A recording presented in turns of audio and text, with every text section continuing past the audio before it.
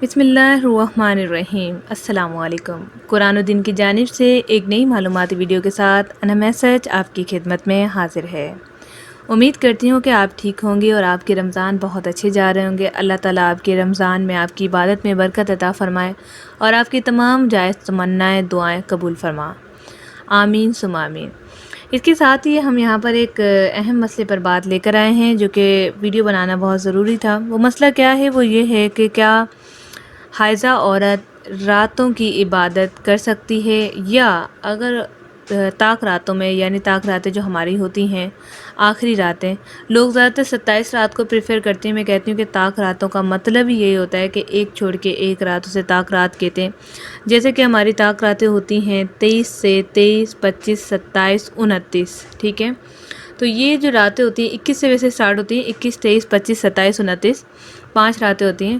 تو اس دوران میں اگر کسی لڑکی کو یا عورت کو یا کسی کو بھی حیض آ جاتا ہے، خاتون کو، تو وہ اب کیا کریں؟ یہ بہت اہم مسئلہ ہے اور میں بہت اچھا اس کا جواب دینے والی ہوں۔ ویڈیو کو مکمل واچ کیجیے گا۔ ساتھ میں اگر ابھی تک آپ نے ہمارا چینل قرآن و دین سبسکرائب نہیں کیا تو لازمی سبسکرائب کریں اور بیل کو پریس کر کے آل کرنا مت بھولیں، کیونکہ اس سے ملتی ہیں آپ کو ہمارے آنے والے تمام اسلامک اور لیٹسٹ ویڈیوز نوٹیفیکیشن میں سب سے پہلے۔ تو مسئلہ کچھ یہ ہے کہ اب کیا کریں، ایسے میں خواتین کیا کریں؟ تو یاد رکھیں کہ اگر آپ چاہتی ہیں کہ آپ کا عبادت میں حصہ ہو، آپ عبادت میں شمار ہوں، تو اس کے لیے جو احکامات آئے ہیں، جو میں نے پڑھا ہے، سنا ہے، سمجھا ہے، بالکل صحیح حدیث سے بیانات سنے ہیں اور سیکھا ہے، وہ یہی ہے کہ اگر آپ جوائنٹ فیملی میں رہتی ہیں تو جو عورتیں عبادت کرنا چاہتی ہیں اور چھوٹے بچوں کی وجہ سے کر نہیں پاتی، تو اگر آپ ان کے بچوں کو بھی سنبھال لیں گی نا تو آپ نیکیوں کی حقدار ہیں۔ اس کے علاوہ اس رات آپ ذکر و اذکار کر سکتی ہیں، تسبیح پڑھ سکتی ہیں، جاگ سکتی ہیں۔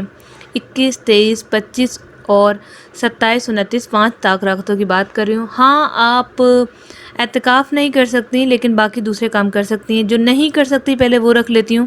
اعتکاف آپ نہیں کر سکتی، قرآن پاک کی مکمل تلاوت جس طرح پوری صورتیں پڑھی جاتی ہیں آپ نہیں پڑھ سکتی، نماز نہیں پڑھ سکتی، روزہ نہیں رکھ سکتی۔ اس کے علاوہ باقی کام آپ کر سکتی ہیں، کھانا بنا سکتی ہیں، گھر والوں کی خدمت کر سکتی ہیں، آپ ذکر و اذکار کر سکتی ہیں، آپ قرآن پاک کا ترجمہ سن سکتی ہیں، یہاں تک کہ آپ قرآن پاک کی تلاوت سن سکتی ہیں۔ اس کے علاوہ آپ گھر کے کام کر سکتی ہیں، سحری کروا سکتی ہیں، افطاری کروا سکتی ہیں، اور ایسی ہزار نیکیاں ہیں جو آپ کر سکتی ہیں حیض کی حالت میں۔ بچیوں کے میسج آتے ہیں، نہیں ہم کلمہ نہیں پڑھ سکتے، نہیں ہم استغفار نہیں پڑھ سکتے، ہم تو ناپاک ہیں، ہم ہندو ہیں۔ دیکھیں، ایسا کوئی کانسیپٹ نہیں ہے۔ ہاں، ناپاکی کی حالت تو بالکل ہے، آپ ناپاک ہیں، لیکن اس کا ہرگز مطلب یہ نہیں کہ ذکر و اذکار اور اللہ کو بھلا دیا جائے۔ تو آپ عبادت میں مشغول رہیں، آپ یہ کام کرتی رہیں۔ انشاءاللہ تعالیٰ ہو سکتا ہے کہ جو عبادت کر رہی ہے عورت جان ماز پہ بیٹھ کے، اور آپ یہ عمل کریں۔ دیکھیں، 2 عورتوں کی بات ہو رہی ہے نا یہاں پر۔ ایک عورت ہے جو پوری رات تسبیح لے کر بیٹھی ہے، جان ماز کے آگے روئے جا رہی ہے، عبادت کر رہی ہے۔